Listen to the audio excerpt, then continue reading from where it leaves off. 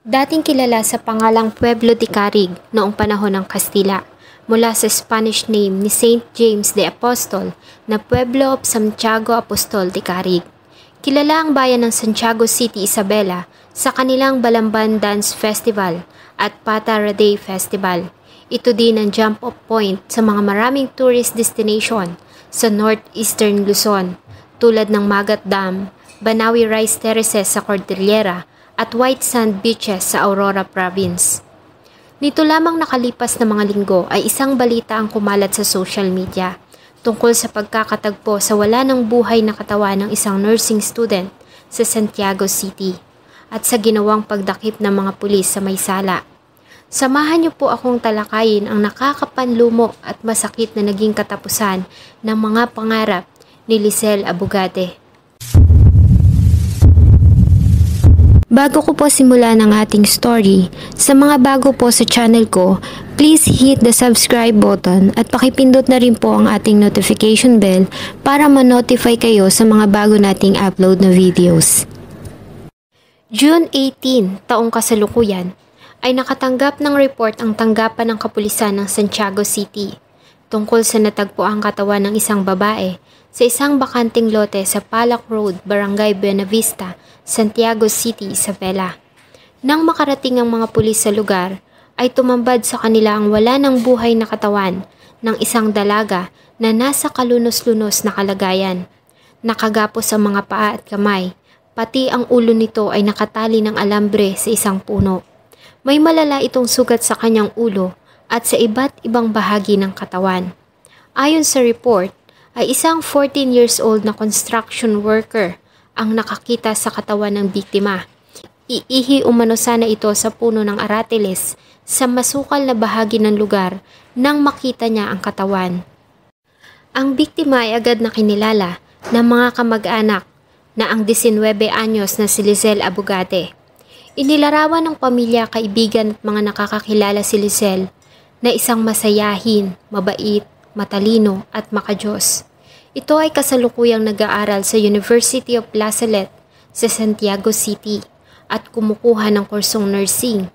Nakuha nila sa lugar ng krimen ang isang bato na may mga mantsa pa ng dugo na hinihinalang ginamit na pinangpukpok sa biktima.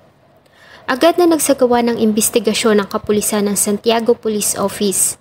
Ayon sa kanilang tagapagsalita na si Police Major Fedimir Quitives, ay nalaman nila na nagawa pang makapag-send ng biktima ng messages sa kanyang pamilya bago mangyari ang krimen.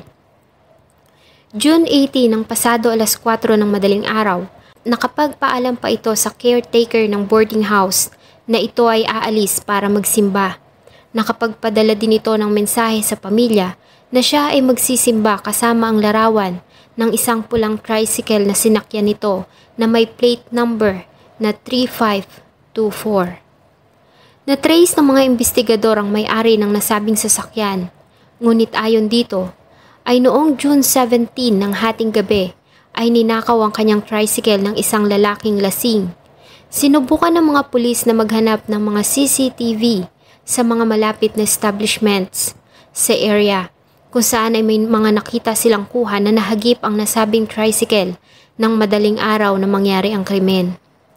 At dito ay nakilala nila ang suspect na ang 38 years old na si Jeffrey Adam Barga, walang asawa at residente ng Manabo Abra na naninirahan sa Baptista Village, Purok 1, Calio East, Santiago City. May nakuha din silang footages ng CCTV kung saan ay kitang-kita nila ng baklasin ng suspect ang sidecar ng tricycle. Sa pagkalat ng balita tungkol sa krimen, ay may tawag na natanggap ang mga pulis mula sa isang junk shop owner at sinabi na may binentang sidecar sa kanila na kulay pula. Nang puntahan nila ang lugar ay nakumpirma nila na ito nga ang tricycle na ginamit ng suspect. Ayon sa junk shop owner, ang nasabing sidecar ay ibinenta sa kanya sa halagang 1,700 pesos lamang. Kasunod nito ay isa pang report ang kanilang natanggap mula sa isang residente ng Sapang Palay sa Barangay Mabini.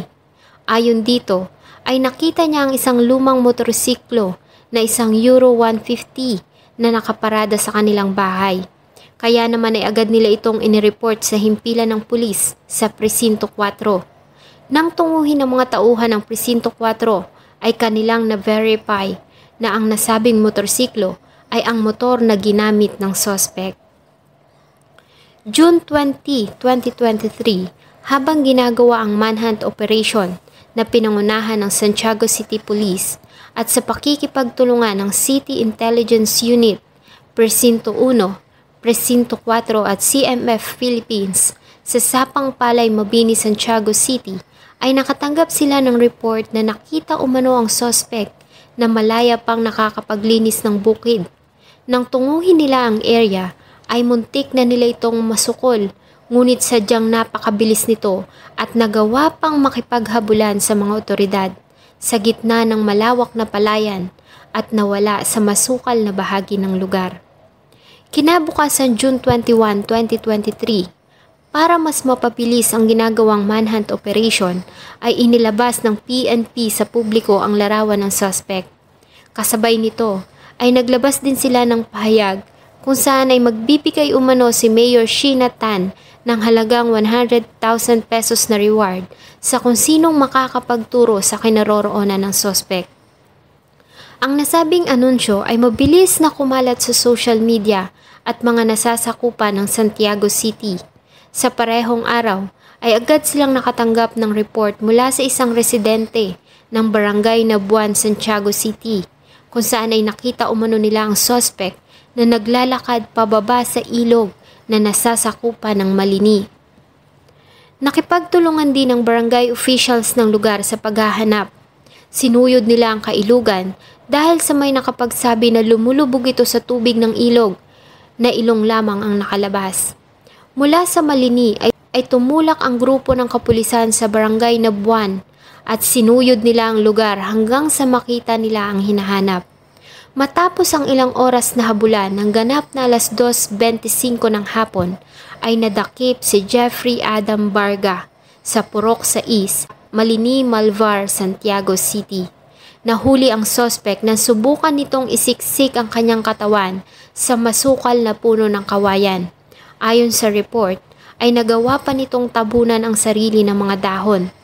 Ilan sa mga nakuhang gamit ng suspect ay ang sumpak, balisong, mga bala at magasin ng barel, kabilang na ang isang pulang jacket.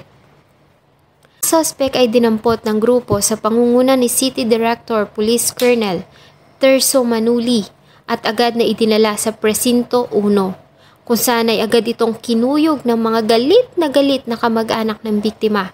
Binalot ang lugar ng mga palahaw, iyak at nagpupuyos na galit ng mga kamag-anak ni Lizelle. Sa pagkakadakip sa suspect ay umamin ito sa kanyang ginawang kasalanan at agad din itong nagbigay ng kanyang extrajudicial confession sa harap ng isang legal counsel. May mga luha pa ito sa mata na humingi ng tawad sa pamilya ng biktima. Ayon sa kanya, ang kanya umanong ginawa ay dala lamang ng sobrang kalasingan. Sinabi niya din na mag-isa lamang siya na gumawa ng karumal-dumal na krimen. Ngunit itinanggi nito na ninakaw niya ang tricycle. Dahil sa ito umano ay pagmamay-ari ng isang tao na nakilala niya sa inuman na kanya namang ginamit. Nagpanggap siya bilang isang tricycle driver at nagkataon na nag-aabang ang dalaga ng masasakyan sa harap ng boarding house nito sa bahagi ng Barangay Dubihan patungo ng simbahan. Ayon sa kanya ay pinagnakawan lamang niya ang biktima ng halagang 80 pesos at isang cellular phone. Ngunit nanlaban ito kaya niya ito napatay. Bukod dito ay inamin din ng suspect na dati na itong nakapatay ng tao sa kanilang lugar sa Bangged, Abra at nasangkot na rin ito sa kasong pagnanakaw noon lamang April taong kasalukuyan. Samantala, sa resulta ng medico-legal na ginawa ng forensic team sa katawan ng biktima ay kinlaro nila na walang nangyaring panggagahasa. Si Jeffrey Adam Barga ay sinampahan ng kasong carnapping, pagnanakaw at pagpatay sa City Prosecutor's Office. Ang kaso ay non-bailable at kasalukuyan itong nakapiit sa Santiago City District Jail habang naghihintay ng paglilitis. June 24, 2023, ay nagdiwang si Lizelle ng kanyang ika-20 taon kaarawan.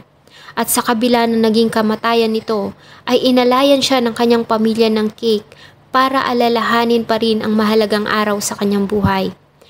Ayan yung guys, yung order ko matagal na. Hindi niya na nakita. Joy, happy birthday, Naning! Si Lizelle ay inihatid sa kanyang huling hantungan noong June 26, 2023 sa public cemetery ng bayan ng San Mateo, Isabela. Hindi ko po maaari na darating po pala sa isang pagkakataon yung ganito. Pero ganun po talaga. Pero pinagpapasalamat ko pa rin sa Panginoong Diyos kasi nahuli na po yung suspect ko. Halos hindi ko matangka. Masakit man sa amin. Pero masaya ako na nabigyan ng hustisya yung anak ko. Paulit-ulit mang humingi ng tawad at pagsisihan ni Varga ang kanyang ginawa ay huli na dahil sa hindi na nito maibabalik ang buhay ni Lizelle Joy. May her soul rest in peace in our Creator's paradise. Sana po ay nagustuhan niyo ang kwento na akin pong ibinahagi. Marami pong salamat sa patuloy na pagtangkilik ng akin pong mga videos. Huwag niyo din pong kalimutang mag-iwan ng saloobin at suggestion sa atin pong comment section. Thank you so much po and see you on my next video.